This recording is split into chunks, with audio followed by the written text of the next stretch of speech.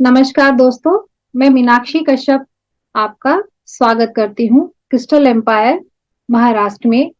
आज हम जिस यात्रा की ओर आगे बढ़ रहे हैं वह है महर्षि वेदव्यास द्वारा प्रणीत श्रीमद् देवी भागवत महापुराण है। इस पुराण का अध्ययन हम अपने ही शब्दों में करेंगे ताकि हम इसको अपने जीवन में इसमें आई सभी बातों को अपने जीवन में उतारें और उसका अनुसरण करके अपने आध्यात्मिक उन्नति की ओर अपना मार्ग अनुग्रहित करें। प्रार्थना से शुरुआत करते हैं। तमेव माता च पिता तमेव तमेव बन्धुश्च सखा तमेव तमेव विद्या द्रविणं तमेव तमेव सर्वं मम देव देव। मैं इस अध्ययन में अपने सभी गुरुओं को आशीर्वाद प्राप्ति की कामना करते हुए इस यात्रा की ओर आगे बढ़ती हूँ। मैं उन सभी दिव्य शक्तियों को नमन करती हूँ जो आज इस कार्य के लिए हमें अनुग्रहित कर रहे हैं। धन्यवाद। दोस्तों, निवेदन से शुरुआत करते हैं। पुराण मांडम्य में श्रीमद् देवी भागवत महापुराण का अत्यंत महिमामयी स्थान है। पुराणों की परिगणना में वेद तुल्य पवित्र और सभी लक्षणों से युक्त यह पांचवा पुराण है। शक्ति के उपासक इस पुराण को शाक्त भागवत कहते हैं। इस ग्रंथ के आदि मध्य और अंत में सर्वत्र भगवती आद्य शक्ति की महिमा का प्रतिपादन किया गया है। इस पुराण में मुख्य रूप से परब्रह्म परमात्मा के मात्र रूप और उनकी उपासना का वर्णन है। अर्थात हम अपनी आध्यात्मिक यात्रा में जिस भी शक्ति परमपिता परमेश्वर को हम अनुसरण करते हैं उनके मात्र रूप वात्सल्य की कथाओं का वर्णन हमें श्रीमद् देवी भागवत पुराण में मिलता है। भगवती आद्य शक्ति की लीलाएं अनंत है। लीला कथाओं का प्रतिपादन ही इस ग्रंथ का मुख्य प्रतिपाद्य विषय है, जिसके सम्यक अवगाहन से साधकों तथा भक्तों का मन देवी के पदम पराग का भ्रमर बनकर भक्ति मार्ग का पथिक बन जाता है। संसार में सभी प्राणियों के लिए मातृभाव की महती महिमा है। जैसे कि हम अपने जीवन में अपनी माँ को एक अलग ही स्थान देते हैं, वैसे ही आध्यात्मिक जीवन में हमें माँ आद्य शक्ति का बहुत महत्वपूर्ण स्थान प्राप्त है, क्योंकि कोई भी ऊर्जा का शक्ति स्वरूप स्त्री स्वरूप ही है। तो मानव अपनी सबसे अधिक श्रद्धा भी स्वाभाविक रूप से माता के चरणों में ही अर्पित करता है, क्योंकि सर्वप्रथम माता की ही गोद में उसे दर्शन का सौभाग्य प्राप्त होता है।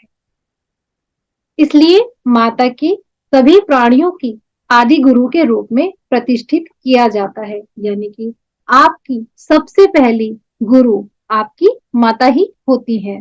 उसकी करुणा और कृपा बालकों के लौकिक तथा पारलौकिक कल्याण का भी आधार है। इसलिए हमेशा मातृ देवो भव, पितृ देवो भव, आचार्य देवो भव, इन श्रुति वाक्यों में सबसे पहले माता का ही स्थान है, जो भगवती महाशक्ति स्वरूपिणी देवी की समष्टि स्वरूपिणी संपूर्ण जगत की माता है। वे ही संपूर्ण लोगों का कल्याण मार्ग प्रदर्शित करने वाली ज्ञान गुरु स्वरूपा भी हैं। वास्तव में महाशक्ति के पर ब्रह्म के रूप में प्रतिष्ठित है, जो विभिन्न रूपों में अनेक विध लीलाएं करती रहती हैं। उन्हीं की शक्ति से ब्रह्मा जी विश्व का सृजन करते हैं, विष्णु पालन करते हैं और शिव संहार करते हैं। अतः यह जगत का सृजन, पालन, संहार करने वाली आदि नारायणी शक्ति है। ये ही महाशक्ति है। 9 दुर्गा 10 महाविद्याओं के रूप में प्रतिष्ठित है। और ये ही महाशक्ति देवी अन्नपूर्णा, जगतदात्री, कात्यायनी, ललिता तथा अम्बा है।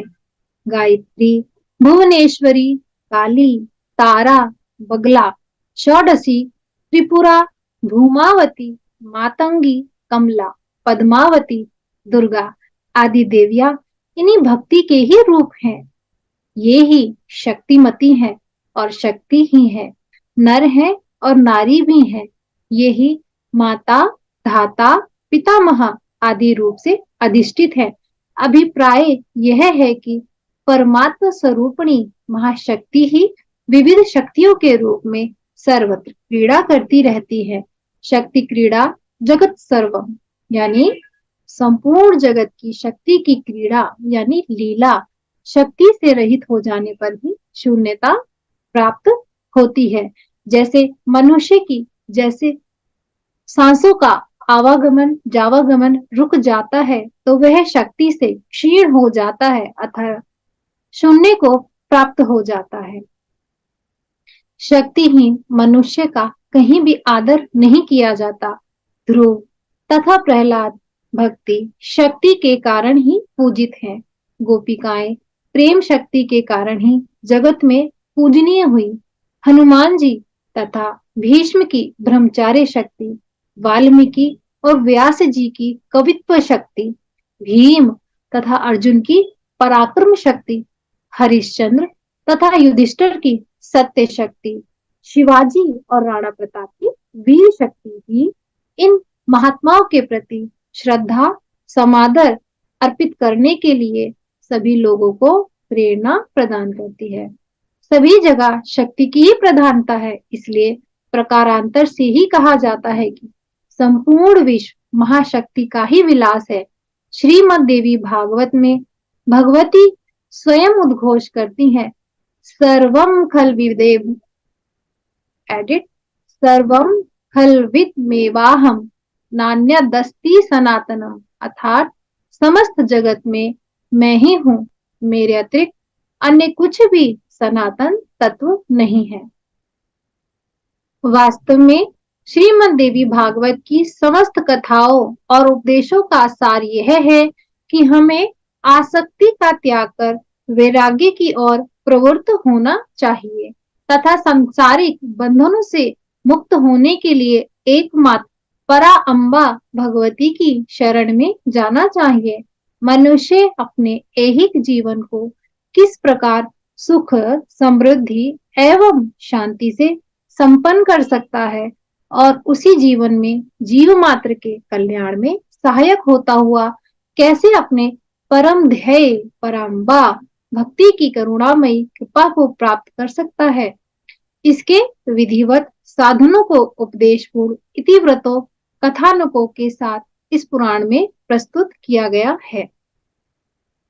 श्रीमद् देवी भागवत एवं श्रीमद् भागवत इन दोनों ही महापुराणों की गणना में किसे महान कहा जाए? दोस्तों, श्रीमद् देवी भागवत और श्रीमद् भागवत दोनों में ही कौन बड़ा है, कभी कभी यह प्रश्न उठता है। शास्त्रों के अनुसार कल्प भेद कथा भेद का सुंदर समाधान माना जाता है। इस कल्प भेद में क्या होता है? कल्प भेद आपके देश, काल, अवस्था का भेद है, यानी जिस भी परिस्थितियों में आपकी उत्पत्ति हुई हो, उस समय की अनुसार आपकी स्थितियां आपको क्या करने के लिए कहती हैं, तो यह कल्प भेद में आता है। ये तीनों जड़ प्रकृति के हैं, चेतन संवित में नहीं। कल्प भेद एक अर्थ दर्शन भेद भी होता है। श्रीमद् भागवत का अपना दर्शन है और श्रीमद् देवी भागवत का अपना। दोनों ही दर्शन अपने अपने स्थान पर सुप्रतिष्ठित हैं। श्रीमद् देवी भागवत का संबंध सारस्वत कल्प से तथा श्रीमद् भागवत का संबंध पाद्य कल्प से है। श्रीमद् देवी भागवत पुराण के श्रवण और पठन से स्वाभाविक ही पुण्य लाभ तथा अंतःकरण की परिशुद्धि हो जाती है। पराम्बा भगवती में रति यानी उनके प्रेम में और उनके विषयों में विरति तो होती ही है, साथ ही मनुष्यों को ऐहिक यानी कि इस जन्म में, पारलौकिक यानी कि उसके और जाने आगे जितने भी जन्म हुए होने वाले हैं या हो चुके हैं, उनका लाभ हानि का यथार्थ भी ज्ञान हो जाता है। तदनुसार जीवन में कर्तव्य का निश्चय करने की अनुभूत शिक्षा मिलती है। साथ ही जो जिज्ञासु शास्त्र मर्यादा के अनुसार अपना जीवन यापन करना चाहते हैं, उन्हें इस पुराण से कल्याणकारी ज्ञान, साधन, सुंदर एवं पवित्र जीवन यापन की शिक्षा भी प्राप्त होती है। इस प्रकार यह पुराण जिज्ञासुओं के लिए अत्यधिक उपादेय, ज्ञानवर्धक, सरस तथा उनके यथार्थ अभिध्यों में पूर्णतः सहायक है। संक्षिप्त श्रीमद् देवी भागवत सन 1960 में कल्याण के विशेषांक के रूप में प्रकाशित हुआ था। सुधी जनों की यह भावना थी कि भाषा, टीका सहित मूल श्रीमद् देवी भागवत का प्रकाशन किया जाए। इस दृष्टि से पिछले 2 वर्षों में संपूर्ण देवी भागवत महापुराण का अनुवाद श्लोक संख्या कल्याण के विशेषांक के रूप में प्रकाशित किया गया। इसके साथ ही मूल भागवत की पुस्तक के रूप में भी प्रकाशित की गई। इस महापुराण का कलेवर बड़ा होने के कारण विशेषांक में मूल और अर्थ दोनों ही देना अवश्य। देवी भागवतम नाम पुराणम परमोत्तमम त्रैलोक्य जननी साक्षात गीयते यत शाश्वती।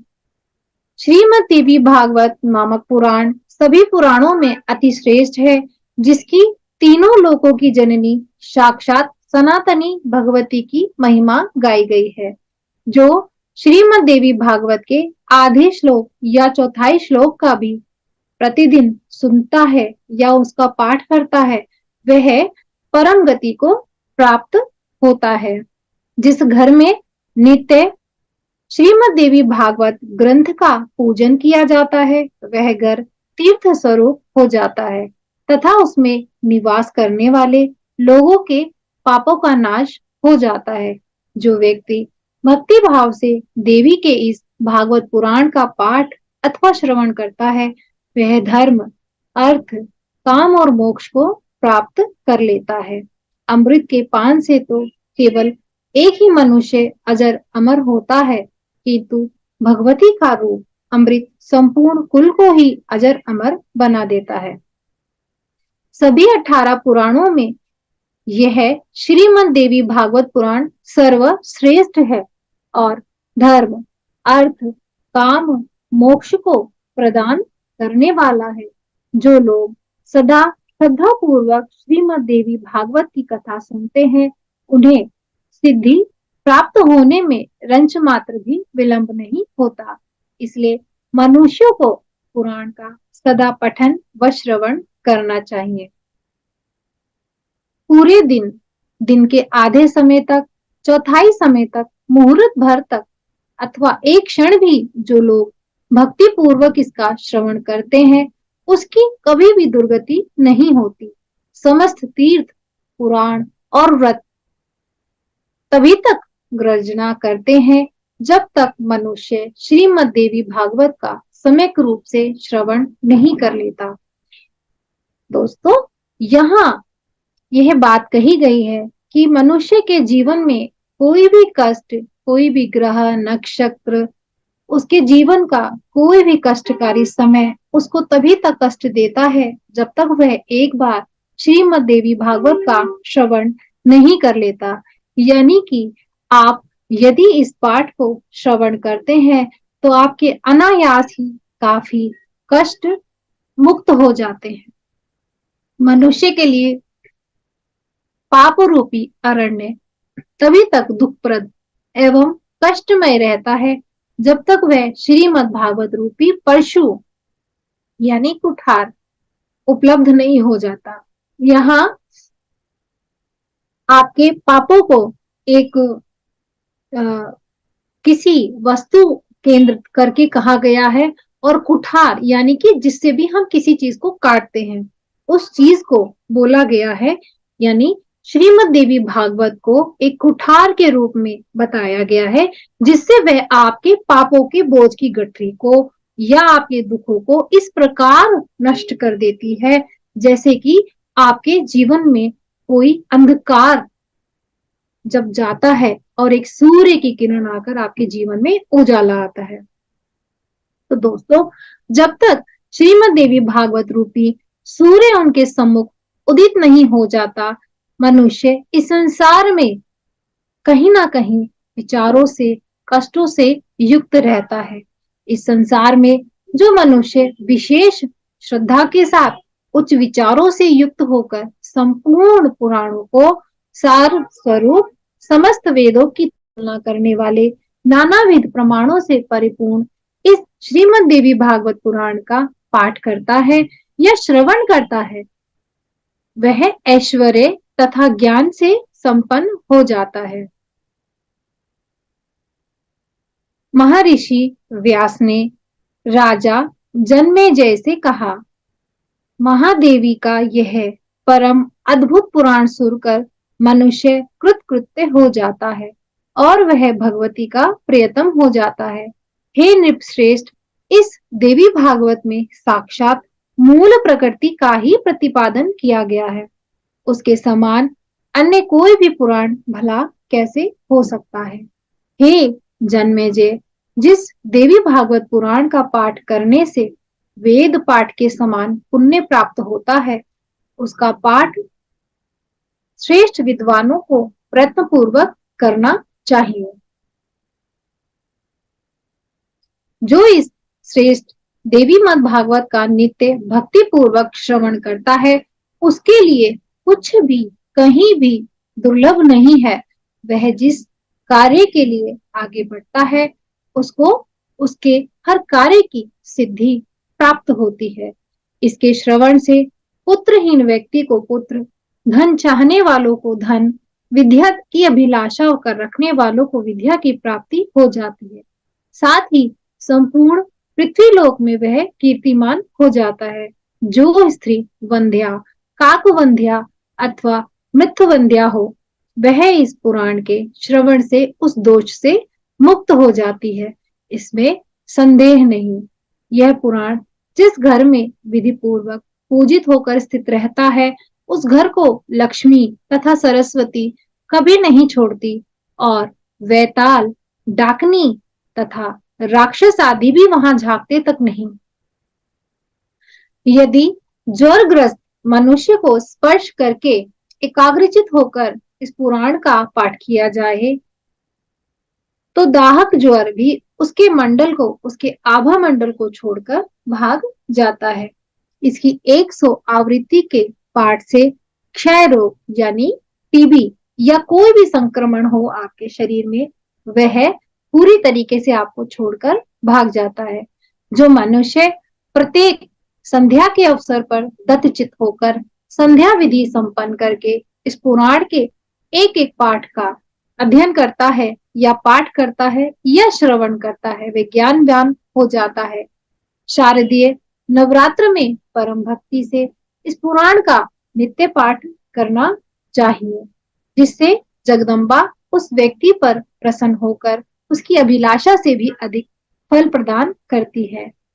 वैष्णव, शैव, सौर, गणपत्य जनों को अपने अपने इष्ट देव की शक्ति की संतुष्टि के लिए चैत्र, आषाढ़, अश्विन और माघ इन मास के चारों नवरात्रों में, दोस्तों हमारे पूरे साल में 4 तरीके के नवरात्रे आते हैं। 2 गुप्त नवरात्रे आते हैं और 2 सांसारिक नवरात्रे आते हैं, जो जिन नवरात्रों को आप जानते हैं, और इसके साथ साथ 2 ही गुप्त नवरात्रे आते हैं। तो जो नवरात्रे आपको आषाढ़ और माघ मास में मिलते हैं, उन्हें गुप्त नवरात्रे कहा जाता है। इन नवरात्रों में सभी लोग अपने गुप्त विद्या का पाठ का अनुसरण करते हैं। यदि वह इन मास में कोई जनमानस देवी मद भागवत का श्रवण करता है, पाठ करता है, तो इससे रमा, उमा आदि शक्तियां उस पर सदा प्रसन्न रहती हैं। हे मुने, इस प्रकार वैदिकों को भी अपनी गायत्री की प्रसन्नता के लिए इसका नित्य पाठ करना चाहिए। हे श्रेष्ठ मुनियों, यह पुराण परम पवित्र तथा वेदों का सार स्वरूप है। इसके पढ़ने से तथा सुनने से वेद पाठ के समान फल प्राप्त होता है।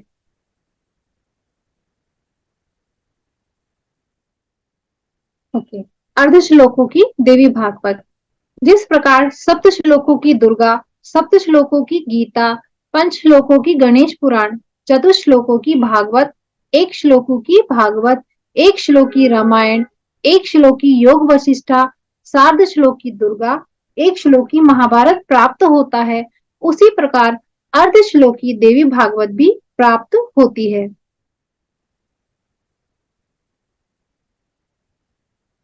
जो तात्विक दृष्टि से बड़े ही महत्व की है।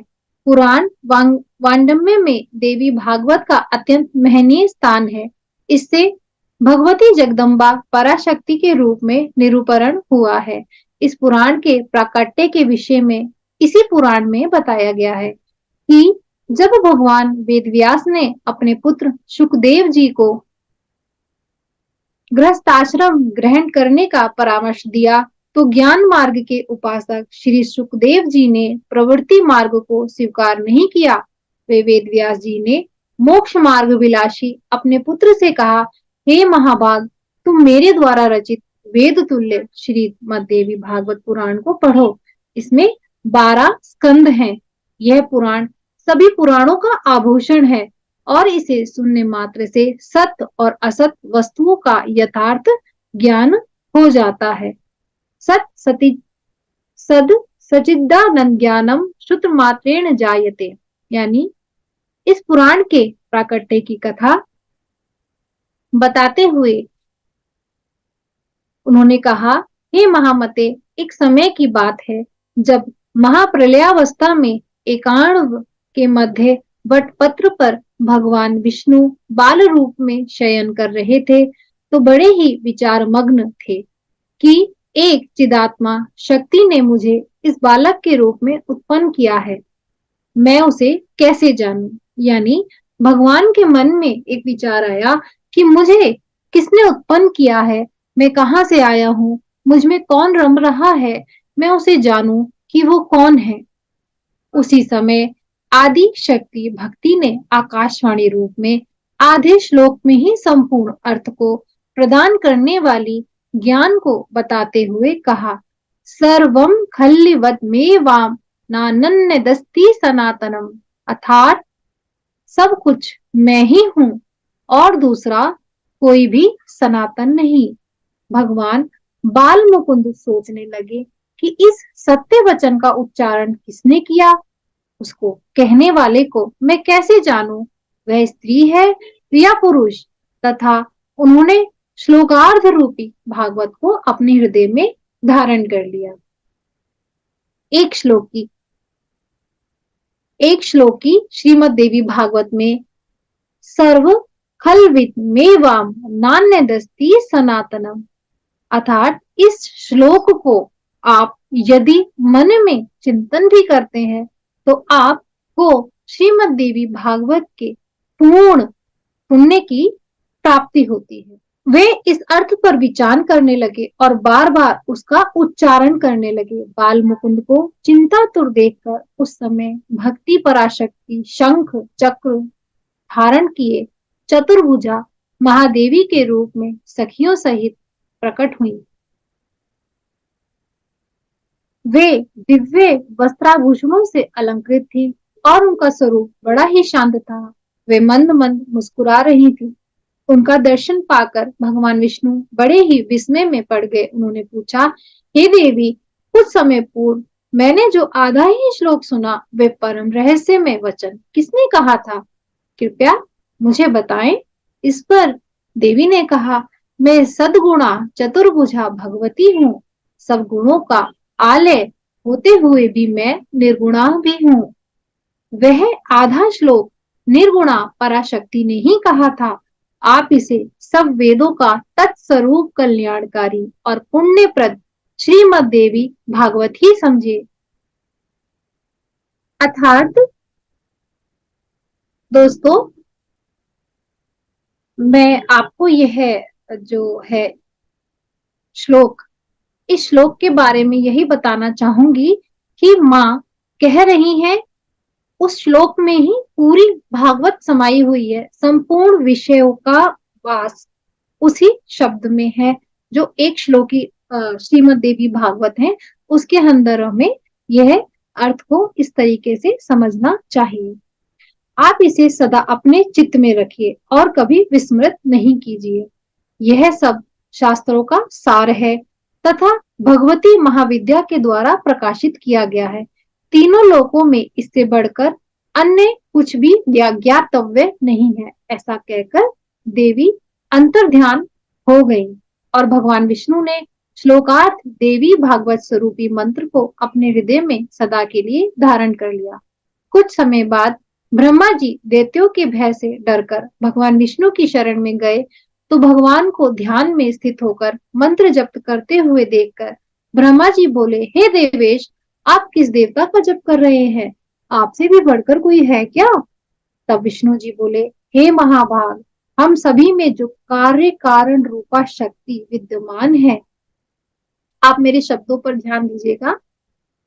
विष्णु जी बोले, हे महाभाग, हम सभी में कार्य स्वरूपा यानी कि हमारी जो जीवनी शक्ति है, जो हम में विद्यमान है, जिसके द्वारा यह संसार पालित, पोषित और तिरोहित भी किया जाता है, वे सनातनी पराविद्या है।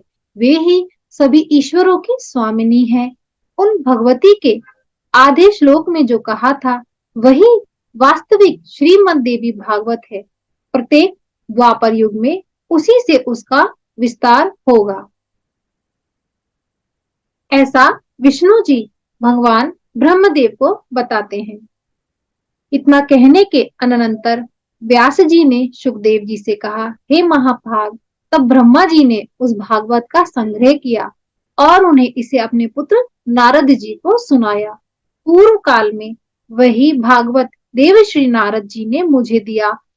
फिर मैंने इसे 12 स्कंधों में विस्तृत किया।